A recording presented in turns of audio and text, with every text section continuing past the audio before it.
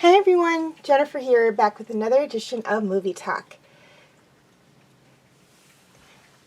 This week's movie is one that is actually really good and a really funny movie and one I absolutely love. And since next week we will be moving into Frighttober, I wanted to end on kind of a, or put the regular Movie Talk videos to an end on kind of a fun, happy.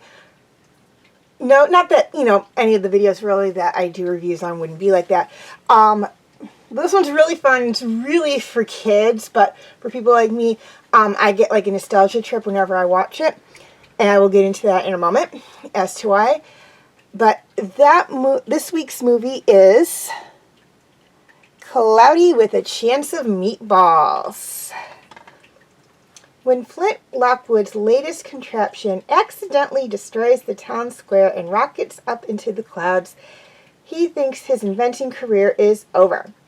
Then something amazing happens as delicious cheeseburgers start raining from the sky. His machine actually works.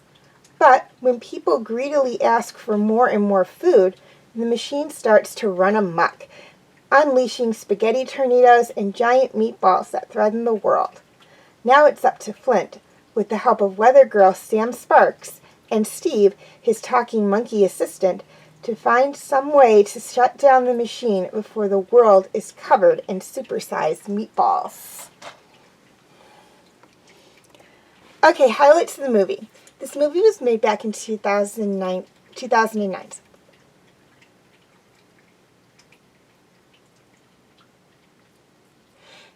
It's about 14 years old, and it is a computer animated science fiction comedy film that is loosely based on the 1978 children's book by the same name by Jude and Ron Barrett, and if I mispronounce the names, I apologize.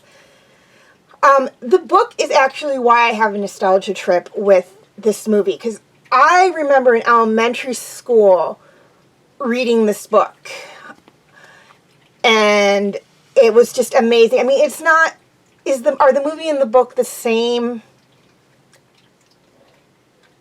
Other than the title and the fact that food rains down from the sky, no. They are not the same. There are some differences. I think the name of the town might be the same. It's been a while since I've actually read the book. Hopefully with my niece, I will be able to read that sometime soon. But she's almost 3 right now, so we'll kind of wait a little bit. But other than, from what I remember of the book, there was no machine that actually caused it to rain. It was just like some kind of phenomenon over the town. Where in the movie, it is actually a machine. I don't want to get too much into the comparisons because this is not a comparison video. It's a movie talk video. But, other than the title and the fact that it rains food, and I believe the name of the town, there is nothing the same about the book and the movie. Not to say this is not a good movie. This is actually a really funny movie. I love watching it. And the sequel is really good too, because there was one sequel, Cloudy with a Chance of Meatballs 2. I will do a review on it. I'll probably be sometime in 2024, because I already have my movies for the rest of the year planned out. But I will get to a sequel. I will get to the sequel, I promise, because this is one of those movies where I really want to do the sequel, but I've got a bunch of other movies ahead of it, so it's going to have to wait on the back burner for a little bit. Okay, things I liked about this movie. There was a ton of stuff I liked about this movie.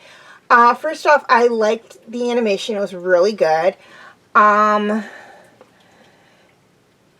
liked the storyline. Now, when I first heard the movie Cloudy with a Chance of Meatballs, I thought, okay, I remember reading a book, or having been read a book, probably both, by the same title, and I don't think there's a lot there for a movie to be based off of the book. And you think, oh, okay, the book, there's a book by it, there's a book with the same name, it's going to be based off of the book. And I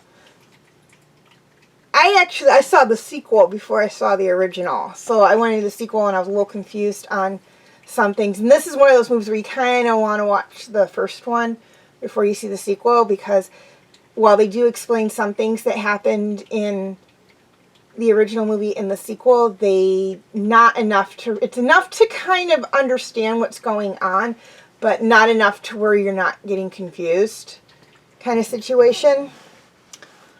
So when I watched Cloudy with a Chance of Meatballs 2, I was a little confused with it, and then because it's a standalone movie, but it does call back to a few things from the first movie as well. So I eventually was like, okay, well, I gotta watch the first one then, because there's some things in here that are not making sense. I went back and watched the first one, like, oh no, that makes sense from like the second movie. And then I was like, okay, and this is not what I thought it was going to be, because I thought it was going to be like a spin-off of the book, and it wasn't going to be very good, because I was trying to remember the book, and I'm like, I don't think there's enough there for a movie. But they did a good job of the screenwriting, so that the storyline is very, very good. It's very cute, very funny. I liked the fact that it centered around kind of a misfit scientist. He likes to pretend his lab, which is in his old tree house, is this high-tech lab when it really isn't.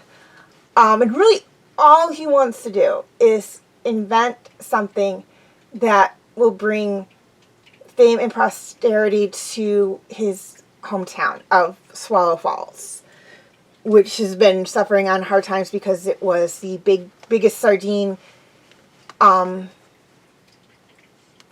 fishery and cannery and whatnot in the world. And then when people stopped buying sardines all the time, they kind of fell on hard times, and he wanted to bring prosperity kind of back to the town for that. Not for himself, just for his town. And trying to think here.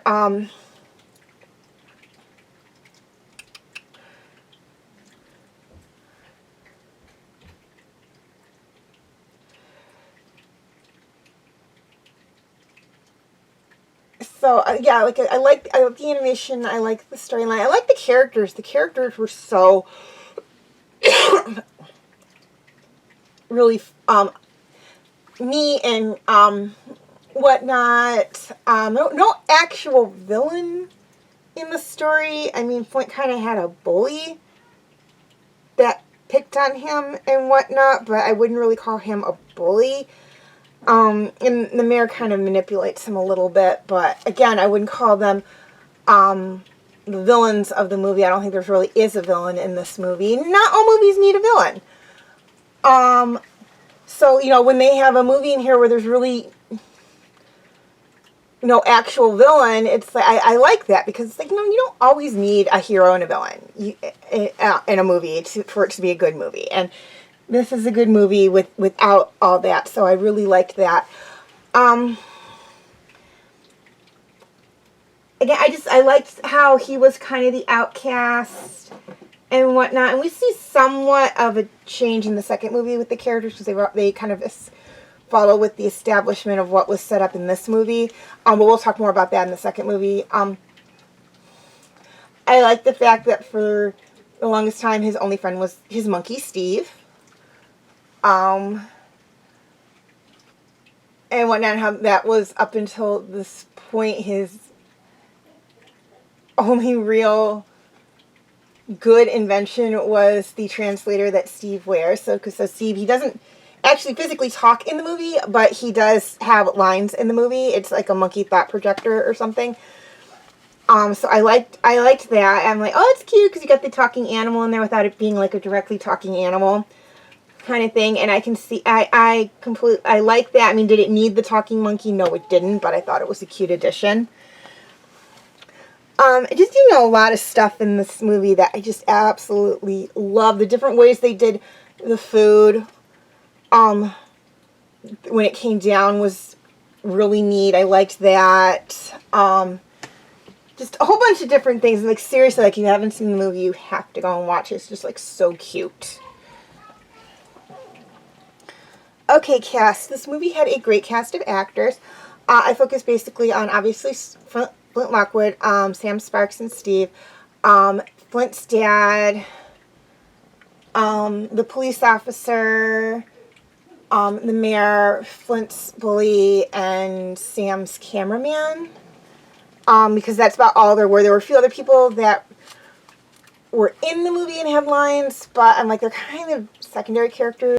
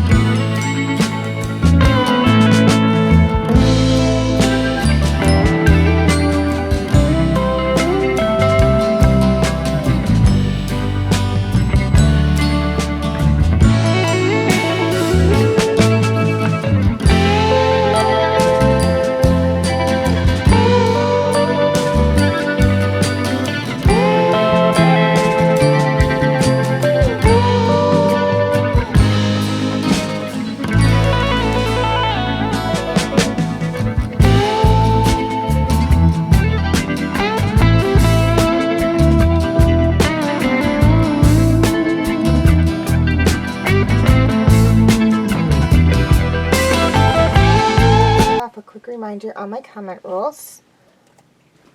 Number 1, no mean comments.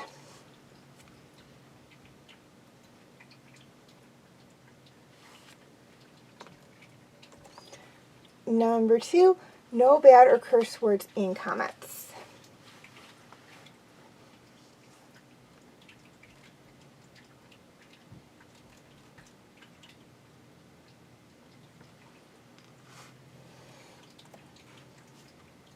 Number 3, I'm not opposed to debates, but please keep it civil.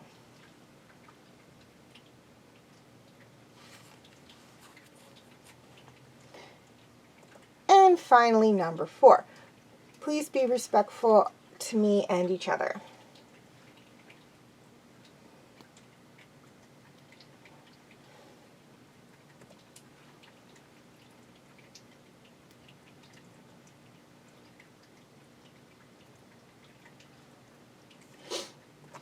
Okay, please leave your comments and questions in the comment section. I do love to read those. Also, feel free to follow me on Wattpad, Tumblr, Instagram, and Twitter. I do have my name for those 4 sites right there on the screen, as well as the pictures I use for the icons.